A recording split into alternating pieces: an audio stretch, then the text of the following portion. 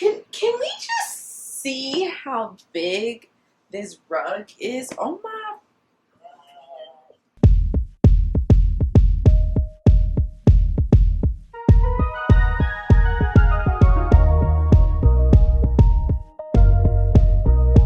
Alright guys, let's get right into it. The first thing you want to do is find an image or design, whatever you want to do for your rug, and flip that image horizontally and then change the dimensions that work best for you. I ended up changing the dimensions to a 45 width and 34 inches for the height. After you do this, you want to make sure you save your image so you don't lose it, because you don't want to have to go back and do all this over again. It can really be a pain. So when printing your image, make sure you go into the advanced settings and change them to poster.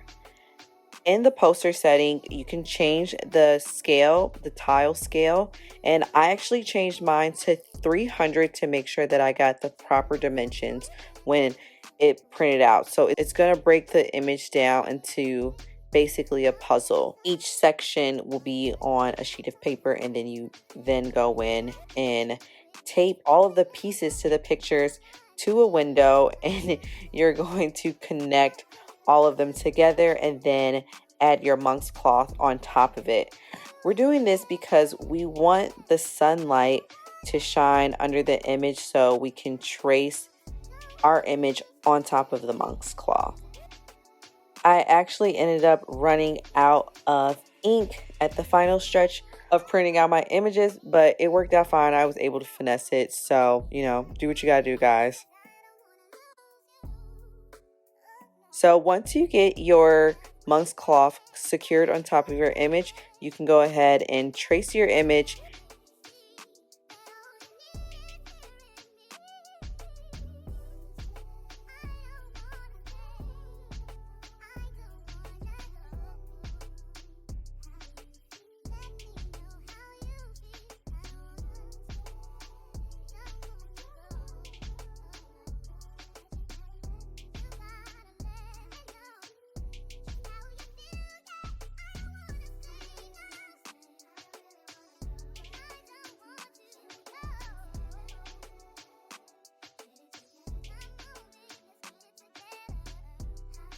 Once you're done tracing your image, go in and identify what's going to be what. So what I did was, for each color, I just wrote like an R for red, B for blue, and identified which sections are what. After you trace your image and you're done identifying all the sections, place your monk's cloth face down and then place your frame on top of it. This is actually a two-person thing to do, but I was able to do it by myself, but I would highly recommend you doing with two people. So in order to get your canvas or the monk's cloth taut on the frame, you want to staple one side down and then go into the other side, pull it and make sure it's taut, and staple that side down. And this is what it's going to look like. This is a yarn that I use for my rug. I use Big Twist. This is available at Joann's, and I actually got it on sale. I use one skein of each color for each section, and these are the punch needles that I use. I got these from Amazon. They're really, really great. I actually started off with the wooden one, but I ended up breaking it. So there was that, and then I just switched over to the blue one. That one is actually retractable. I can actually adjust the size of my loops. I had mine on the first setting, so I had the smallest loops. All right, let's get to punching.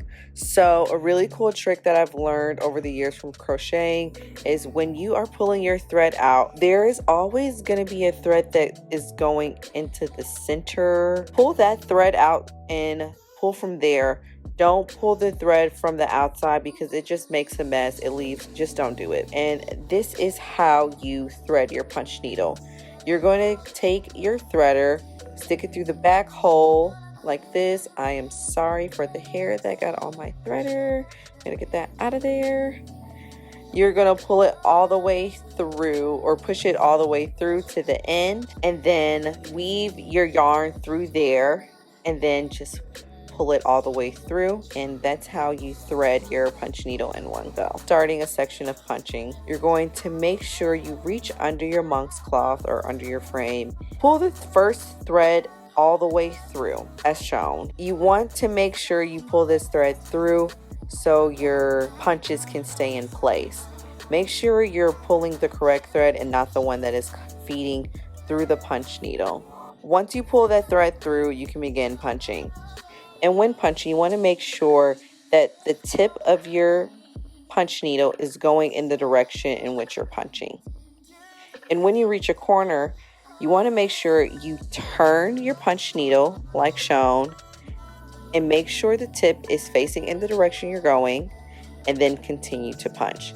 So anytime you reach a curve or any corner, make sure that that tip is facing in the direction in which you're punching, or you're going to have an issue. And if you actually have a missed punch like this, all you have to do is take your thread and pull up and pull it out, and then fix your punch needle, and then you can continue to punch. When you have errors like this, it's not that difficult to fix them. Even if you notice them later, you can always go back in and punch over it.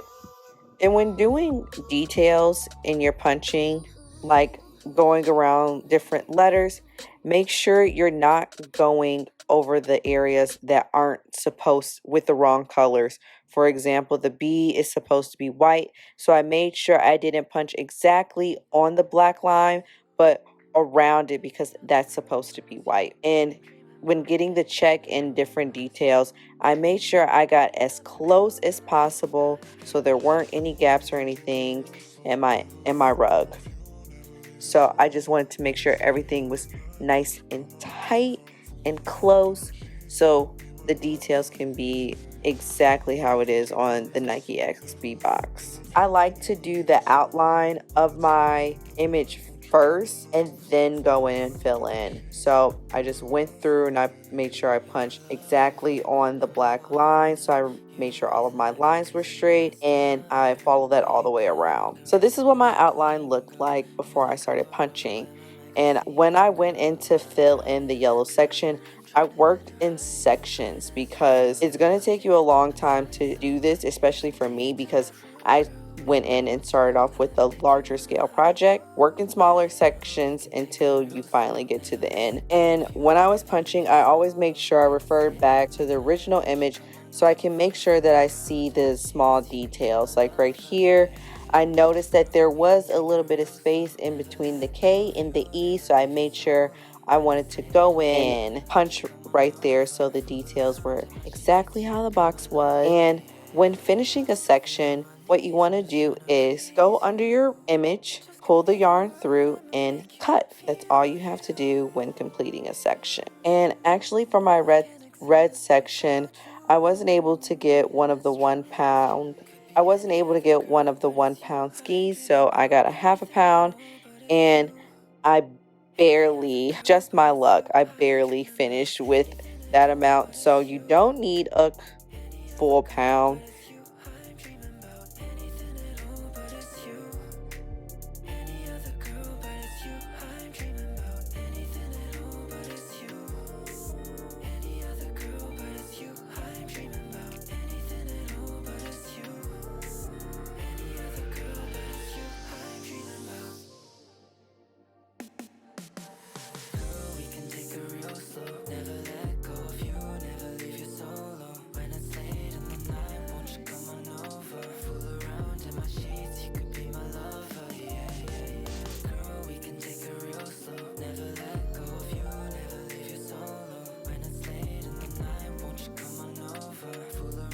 Alright guys, so I'm finally done punching this entire rug. So now what I'm going to do is take my Roberts 6700 and I am going to glue the back, and I'm going to let that dry, and then I'm going to turn it over and I'm going to cut out the little scrap pieces that are coming out.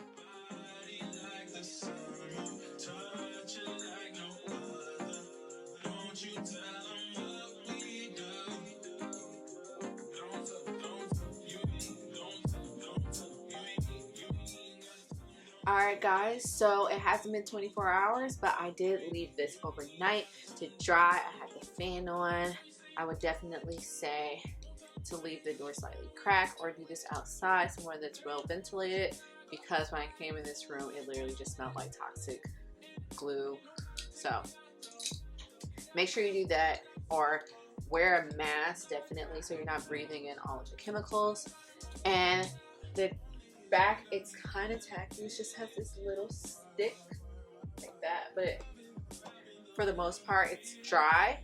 I am going to remove it from the frame, and then I am going to work on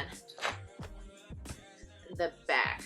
I decided to do something different. I've seen a bunch of different ways of how people are doing the back.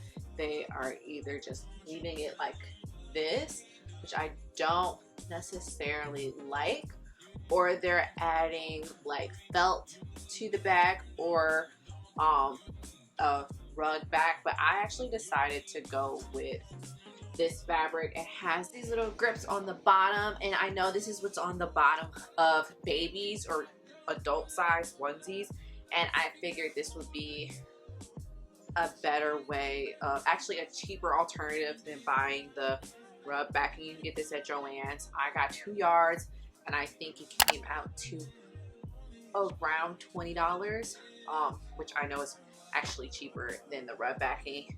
And felt is also a cheaper alternative, but the thing with felt is that the rug will just slide around, and I don't want that. I want it to like stay in its place. So I thought it was best to go ahead and just grab this fabric, and let's see how it looks. Midway through me taking the rug off the frame, I decided it would be easier for me to trim the front side of the rug to get some of these threads off, or any of the loops that aren't even, and work on this instead of me having it laid out and bending over and doing it. So I'm going to do this now, and then I'm going to completely take the rug off the frame finally. So let's do that.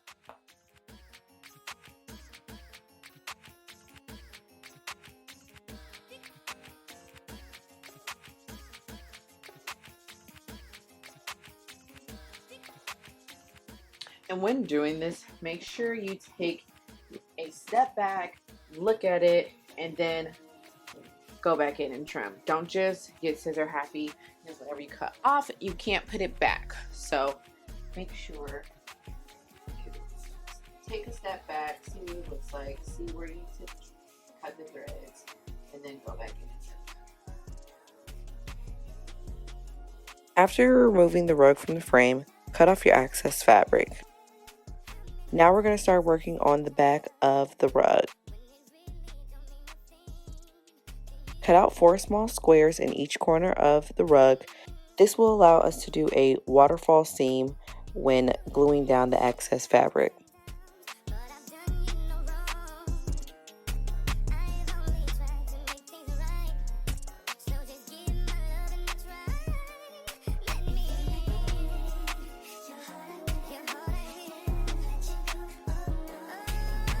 Now we're going to take this Gorilla Glue. We're going to take this Gorilla Glue. I picked this up from Home Depot for about $7. So just get it from your, actually I'm pretty sure you can get this from Michael's as well. Wear gloves so you don't have to worry about making your hands sticky after it. But if you don't wear gloves and you get a bunch of glue of your hands, just use acetone or nail polish remover. It's basically acetone to get the glue off. So we are going to pull our rug all the way over until you start to see. Let me just show you. Pull it over tight. Don't see this part, so make sure you have some of the punch needling coming over.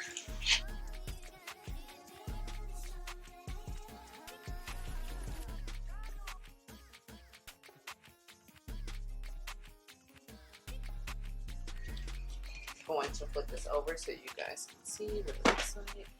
See, and now, wow, you guys literally, you don't see any of the backing because we flipped it all the way over, and now it looks really smooth. Go ahead and glue down the remaining edges of the backing.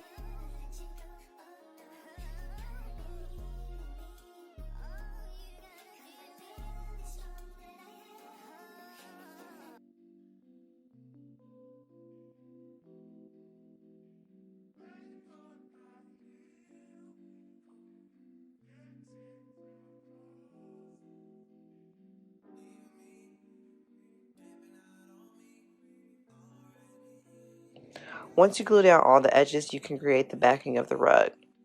Take your grip fabric and lay it on top of your rug and outline your rug and make it slightly smaller than the rug.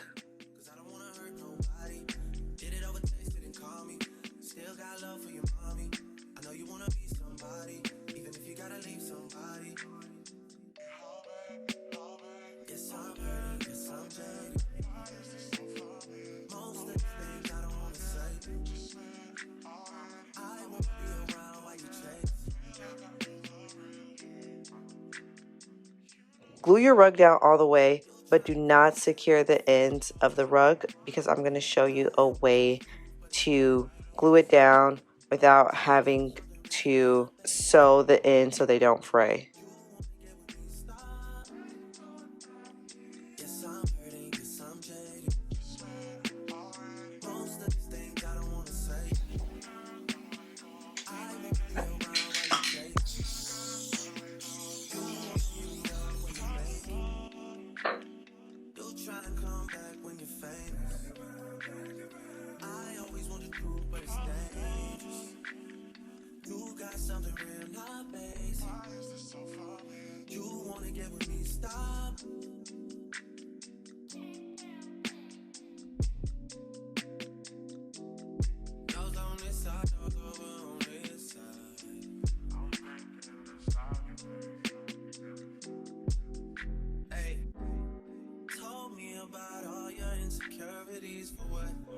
Drag me like 2 hours to your family's house for what?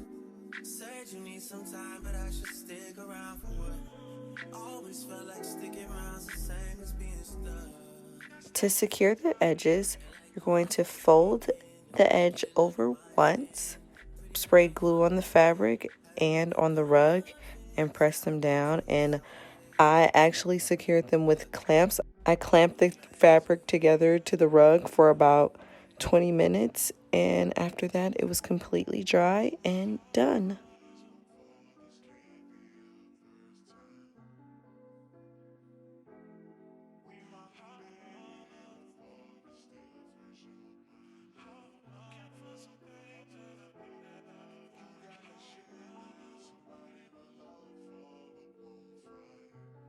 Wow, maybe I should wait. If you guys want to see me make this into a blanket, leave it in the comments below. So, this is how the rug came out. I am so happy, especially for my first time. It looks so good. This is what the back looks like. Everything is all secure, and I would actually recommend you guys getting the back fabric. I actually don't remember the name of it. I'm going to make sure I link it below in the description box, and I also will link the name here. You can get it from Joanne, so I'm going to assume that you can probably buy it off Amazon or any fabric store that's in your city. Look at the edges. I have to like stand up so you guys can see this. Like, it's so smooth and everything's like tucked under. You can't see it when you have it on the ground. It's so good. I'm so happy. If you guys want to see more DIYs like this, or see what I decide to make next, or if you want me to make something, leave it in the comments below. And if you have any questions, I will respond to you.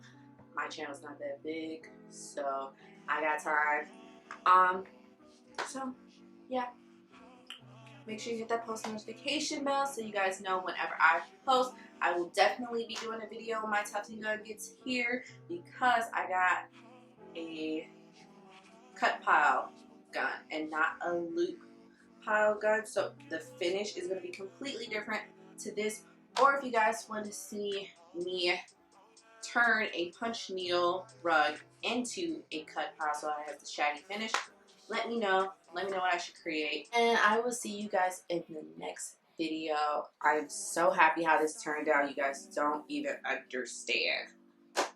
So until next time, guys, peace. I know you want me.